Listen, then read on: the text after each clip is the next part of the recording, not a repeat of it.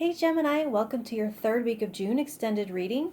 The cards I already have out here are from your monthly reading, and they talk about this being a week in which you could really achieve some happiness if you can pare down and find some simplicity, find a way to get to things down to the elemental level and to have fewer factors that you're working with, and that kind of like lightens your heart and you can experience an easier route to joy this week. And so this week I'm going to do a spread. In the last 2 weeks I had just pulled 6 cards to see whatever story came out, and this week I want to try a spread, and it's all for you. So please, please, please in the comments tell me which one serves you better, and I'll try to take that into account and do what it is that you like me to do. So let me know if you like the spread or if you like me to just pull random cards to see what comes out. So for this week we're going to do the spread, and we're going to find out something that you can look forward to in the third week of June. Let's see, I think I skipped the card. Something Gemini can be looking forward to in the third week of June. The Ace of Swords. Oh, awesome. See, we were talking about mental clarity. We were talking about drilling things down to their simpler level. And so this is really telling you that you can look forward to that being a very easy task, for you having the tool and the discernment to be able to decide which of those factors have to go. And I think it's going to bring you greater mental clarity once you're kind of taking this sword and like macheting away a lot of factors that just don't apply anymore, that are not relevant anymore. And as you like kind of clear these brambles and bushes away, the kind of like light at the end of the tunnel really starts to show up, and you'll be well equipped to know and not be confused as to, what you need to keep and what has to go. Your scalpel for this dissection is sharp and ready to go. So let's find out what could get in the way of that. Let's see, you have the Page of Swords. So there's a little bit of lack of confidence that you know what you're doing.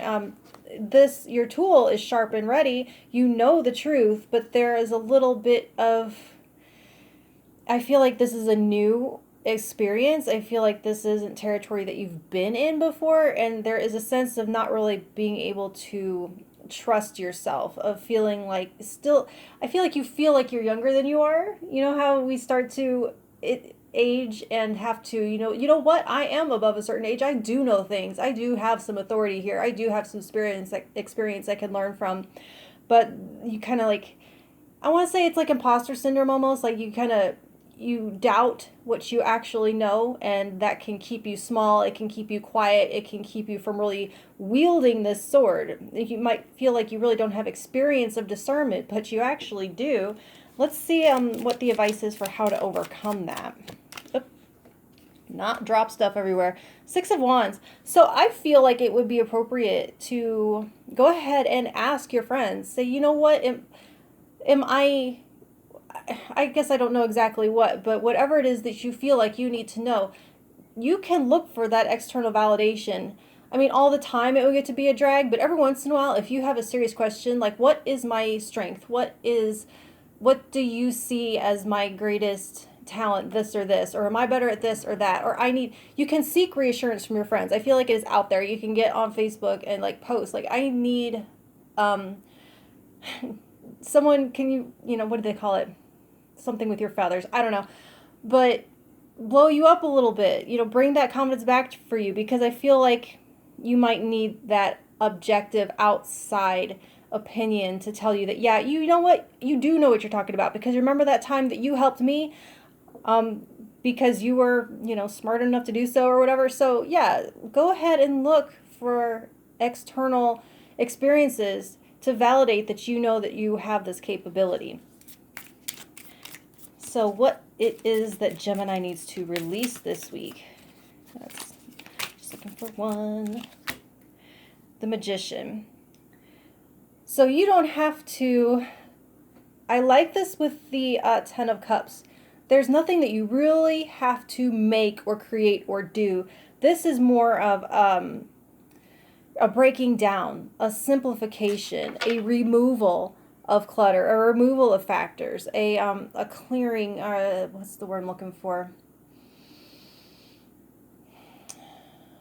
Streamlining is the word I'm looking for. So you are finding this happiness in less. So this is not a week where you have to be thinking of more. What am I going to make? What am I going to do? How am I creating this? How am I manifesting this?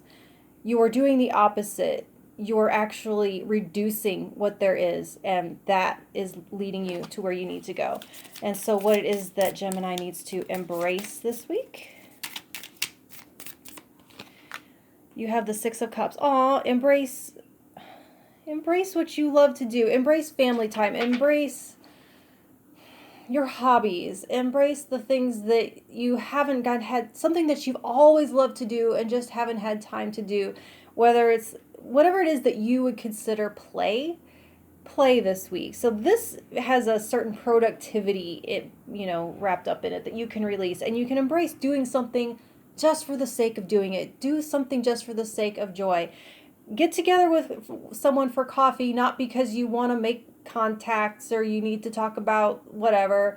How about just to say hi, just to catch up, just to reminisce about old times. Embrace a little bit of nostalgia even, remembering good times, because this is really tied in with this Ten of Cups about what life is all about. And I think you need to connect with that this week. And so then what it is that you need to seek out, the final card, what Gemini needs to seek out this week. Get it straight there. I've changed my camera and chair angle, so I'm having a little bit disoriented. All right, what does Gemini need to seek for the 3rd week of June? There it is. Oh, the Ace of Cups. So while you're embracing these things that give you joy, I mean, look, 6 of Cups, Ace of Cups, 10 of Cups. This is the be-all and end-all of emotional fulfillment. So seek out emotional connection. Seek out what makes you cry tears of joy. Seek out what gives you goosebumps. Great music. I love rides on a motorcycle with my boyfriend. I love sunlight to a degree. So what is it that you love? What is it that just fills you up? It can be your favorite movie, your favorite song, your favorite thing to do. I feel like there's going to be some of this kindness is going to bring this out into you, but seek out these experiences. And here you're already calling on your support system for help. So instead of, it doesn't have to be a simple Facebook post. How about you get together and have this conversation?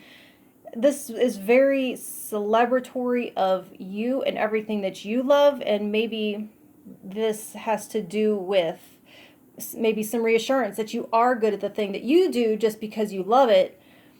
And maybe from an outside perspective, people can convince you or remind you that you're actually pretty freaking good at it too. And you can use that skill to, blossom this into that next level, happily ever after type energy, at least for the week.